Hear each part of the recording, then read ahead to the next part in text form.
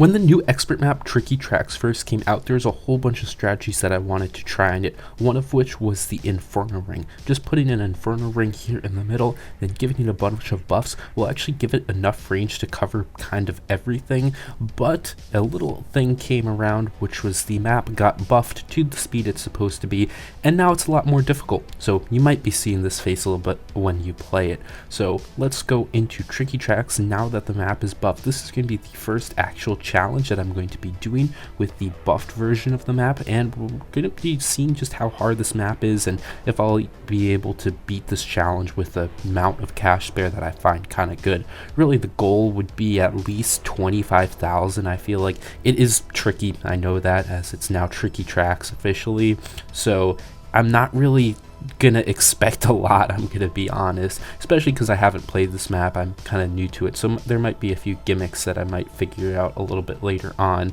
And Inferno ring really won't be the greatest strategy for this map, of course, so it's gonna get a little bit interesting. Either way, the early game is absolutely brutal, and I did not really play this that efficiently. At least I think it's possible to play it a lot more efficiently. I'm finding that mermonkeys are working out really good. They got buffed very well. In fact, you'll be seeing tomorrow, I believe, I did workshop chimps with only mermonkeys. Yes, literally only mermonkeys, no hero, just a whole bunch of mermonkeys that beat workshop chimps. So that was super cool. These mermonkeys are doing really good in the early game, but I had some other ideas. I feel like NG's sentries worked out pretty well, but just at least getting into the hero early is something strong. But yeah, it's a lot harder for the early game. I think more specifically the late game is not as difficult as the early game in contention to everything and compared to other maps. So yeah, that's just what I'm finding off the bat with the new buffed version.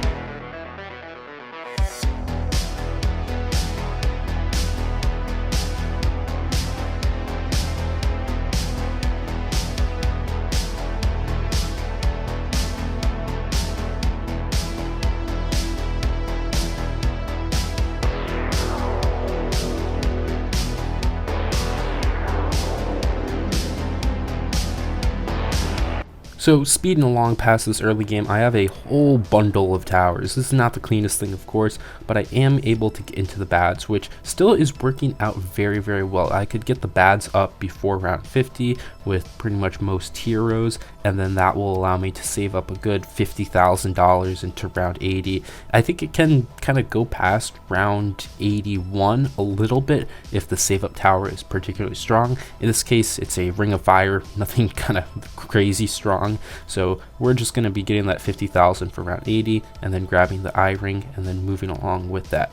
In the meantime, I'm kind of building towards towers that I'll be using on later on. That NG foam right there, I was planning to get overclock, but I don't actually get overclock, but it will be useful for decamoing for a balloon impact. Actually, it's just a really big bomb as a tier 3 to be able to kind of stun all the ceramics coming out the top. And then I have that Desperado right there, which is going to turn into a Blazing Sun, used to be round 100s and DDTs and ZOMGs of that sorts on other rounds too.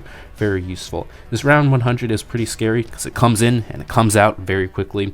There's some towers towers that I saw that will kind of work by default really well. I saw you can put a tack shooter in the middle, and that kind of will just take care of round 100, plus be useful against other rounds. So that's something interesting that I saw that I might take advantage of in other gameplay. But unlike the tack zone, the Blazing Sun's good at killing DDTs, and I kind of need some help with that, so I went for the Blazing Sun instead.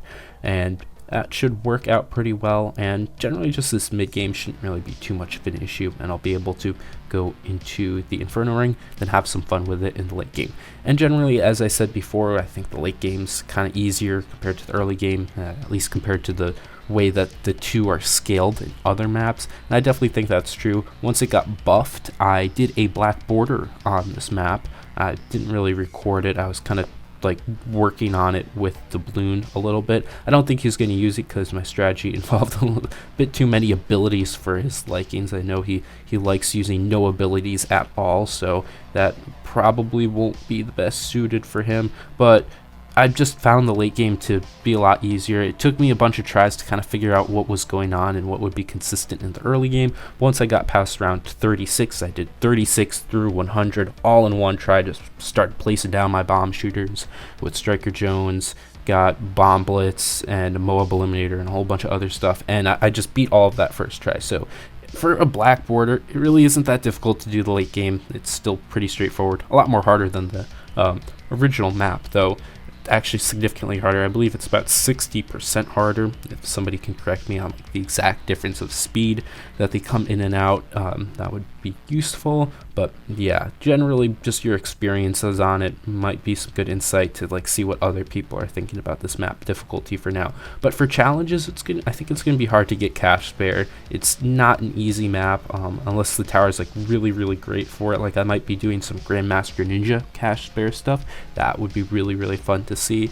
But other than that, it is pretty tricky for a lot of towers, especially something like this Inferno ring that I'm running right here. But nonetheless, Inferno ring's awesome to use. It's a super fun tower, so I'm excited to see what this late game has in store for us.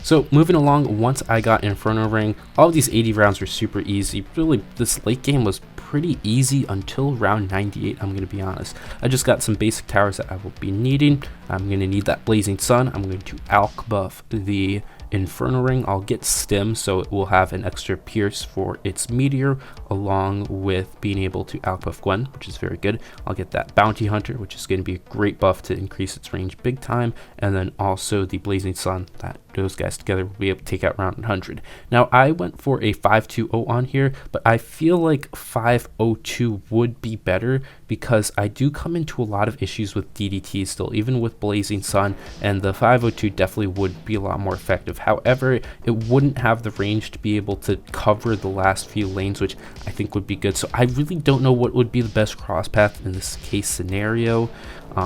So the only way to really find out, I feel like, would be testing it with the 502 too, but I'm not really gonna have the time for that. So that it will just be open in the air unless somebody like really knows they could let me know. But I think the 502 would definitely help out a lot against the DDTs on round 99, because one meteor can't kill them and they became a bit of an issue. On 98 here, I did come into a little bit of an issue too. I went for a snowstorm and a unstable concoction because I knew round 99 was going to be tricky too, so that snowstorm will be able to help out big time. And then with the concoction, everything kind of just went down, which was nice. So good to see that right there. And then for 99, I still even need a Moab glue on top of this, which was kind of disappointing. I really thought just that snowstorm would be enough, but in retrospect, those 3 support towers bought for the last 2 rounds, or last 3 rounds, I guess, if you include 100, which went down fine, could have been swapped around a little bit to buy something that was more efficient. I'm thinking a Sabo and something else. But I guess that's how the cookie crumbles sometimes. And I was able to finish off with 16,000 cash bear, so nothing crazy, but this map is hard. Thanks for watching. If you want to help out the channel, you can check out these new videos, like and subscribe for more content, support the channel by becoming a member, and joining the Discord to chat with the community. Bye!